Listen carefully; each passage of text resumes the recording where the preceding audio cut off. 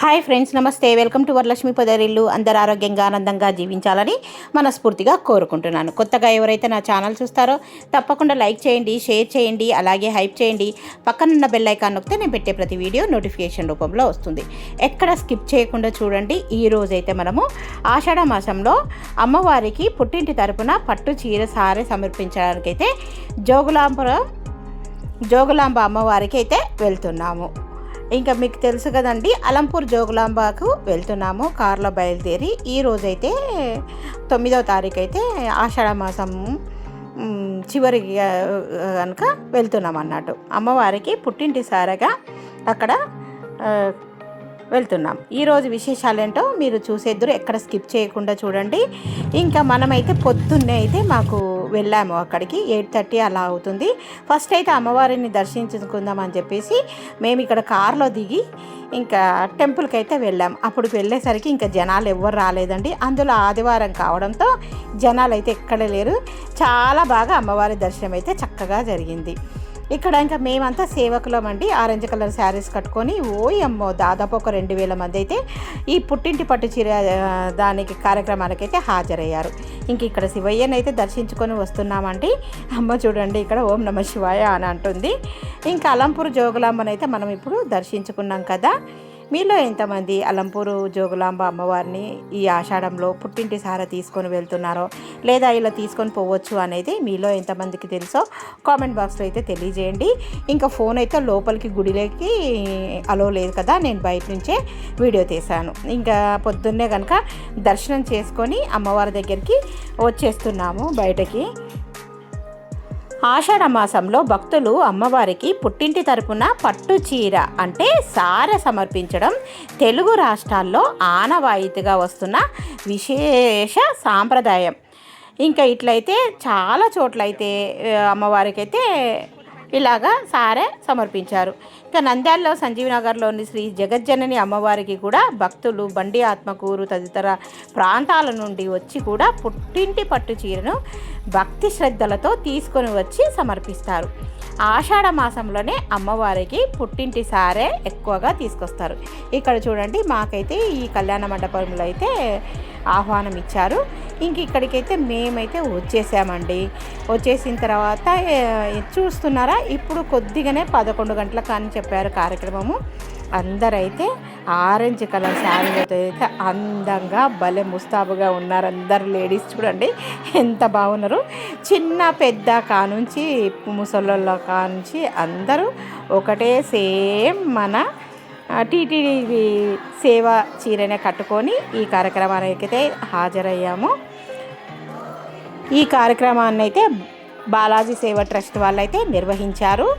ప్రతి సంవత్సరం ఇలాగే చేస్తుంటారు. నేనైతే ఇంకా ఈ సంవత్సరం అయితే అమ్మవారిని అయితే దర్శించుకోవడానికి వచ్చాను. ఇక్కడ అందరు చూడండి ఇంకా హరహర మహాదేవ శంభో శంకర అని చెప్పేసి నామాలు పలికిస్తూ ఉన్నారు.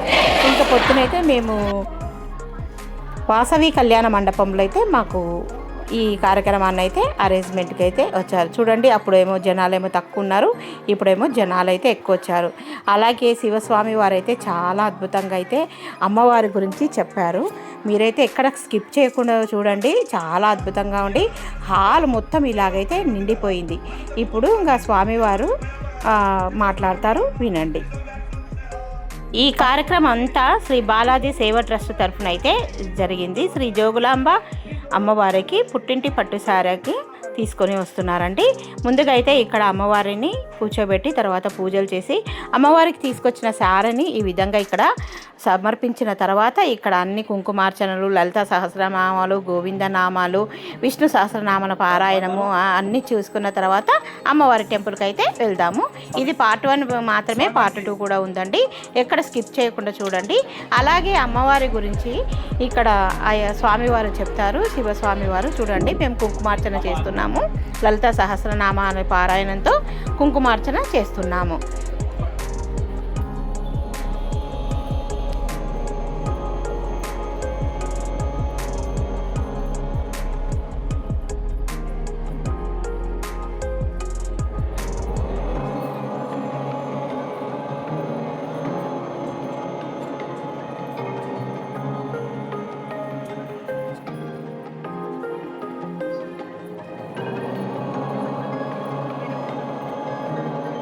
అక్షిం ఘోరరూప మహాబల ప్రేతాపన సమారూఢ జోగులాంబ నమామ్యహం.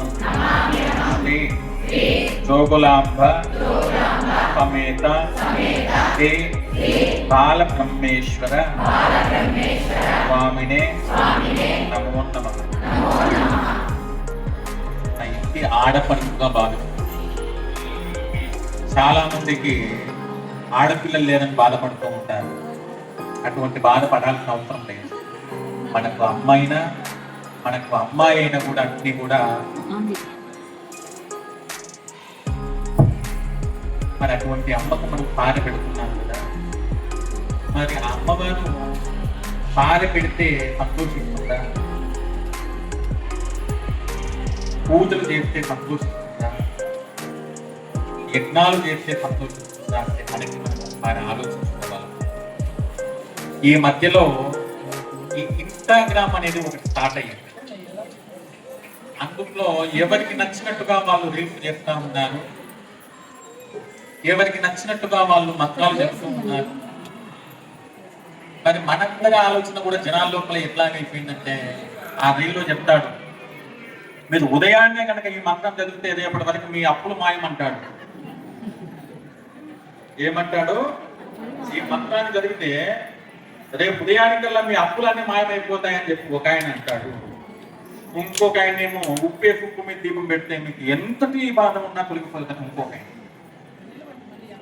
దయచేసి మీరందరూ ఒకటే దృష్టి పెట్టండి. ఈ ఇన్స్టాలో వచ్చేటువంటి పిచ్చి పిచ్చి రీల్స్ చూసి ఈ మంత్రము ఆ మంత్రం మనం చదువుతూ పోతే లాస్ట్కు అదే మంత్రం మనకు శాపంగా మారుతుంది.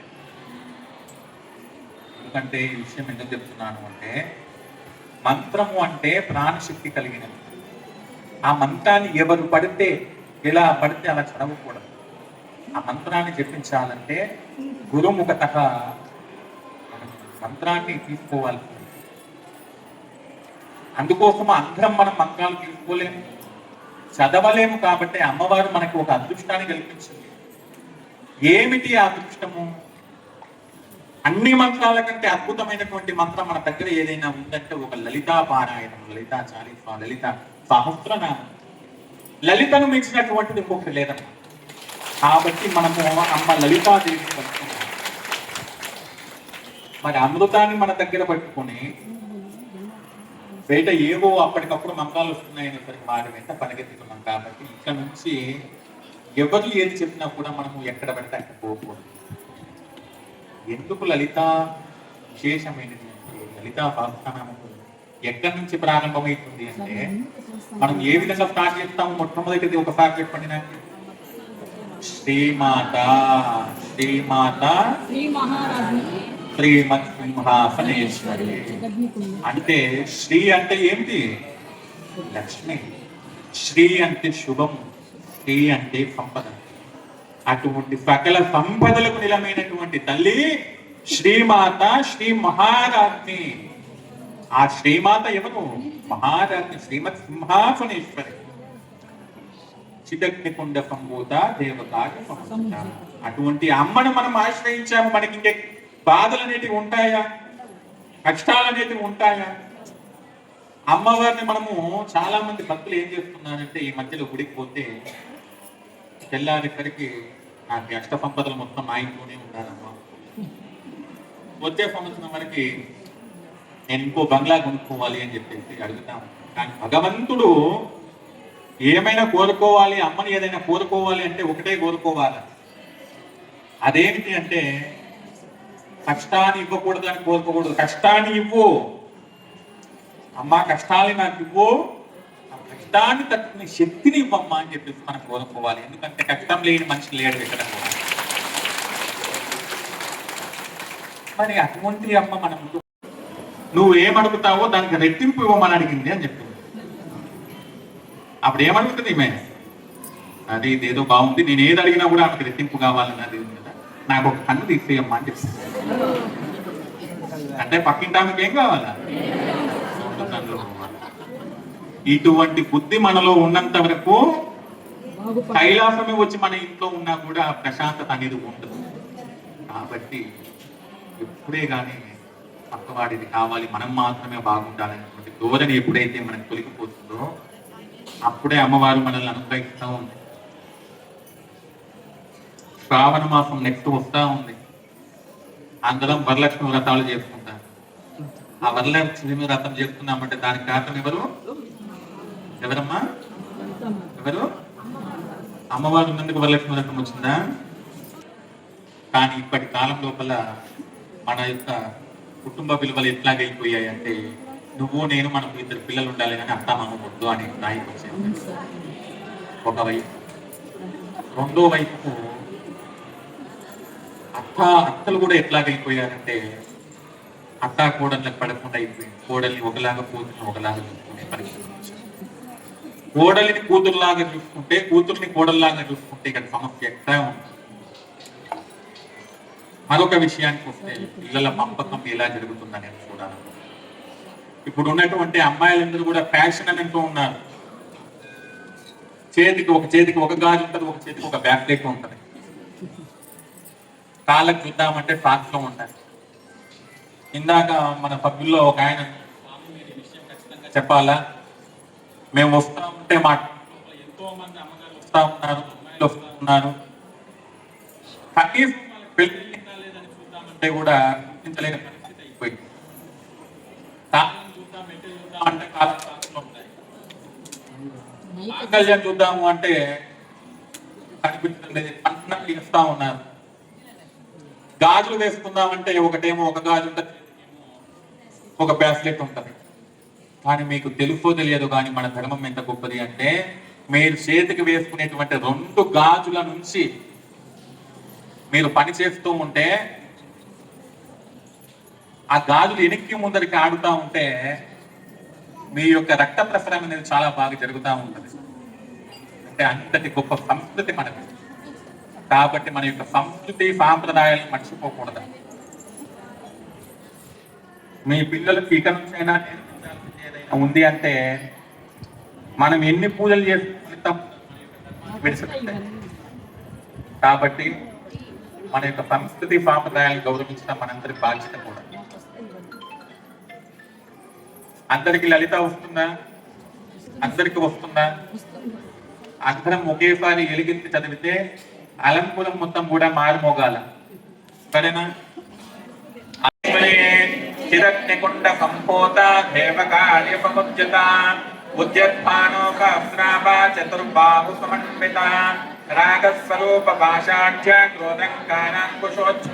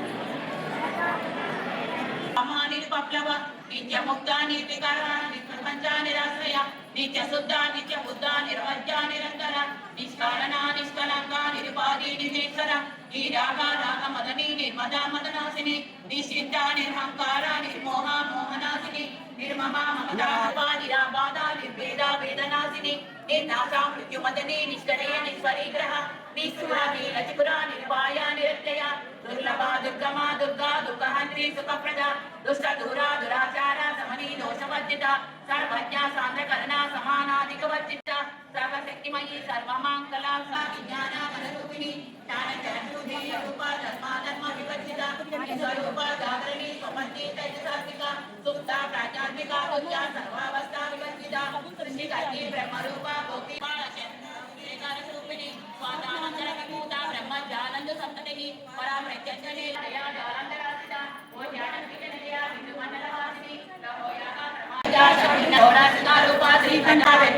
స్వరూపిణి. చూశారు కదా ఈ వీడియోలో వచ్చేసి లలిత సహస్రనామావళి అమ్మవారి గురించి శివస్వాముల వారు ఎలా చెప్పారో మీరు చూస్తున్నారు కదా. పార్ట్ 2లో అమ్మవారికి మేము తెచ్చిన సారె సమర్పించడం, ఉగ్గుడోలు, తర్వాత కోలాటాలు, అమ్మవారి ఆశీస్సులు పొందాలని మీరు కూడా కోరుకుంటున్నాను. వీడియో నచ్చితే చిన్న లైక్ ఇవ్వండి, సబ్స్క్రైబ్ చేసుకోండి. పార్ట్ 2లో కలుద్దాం.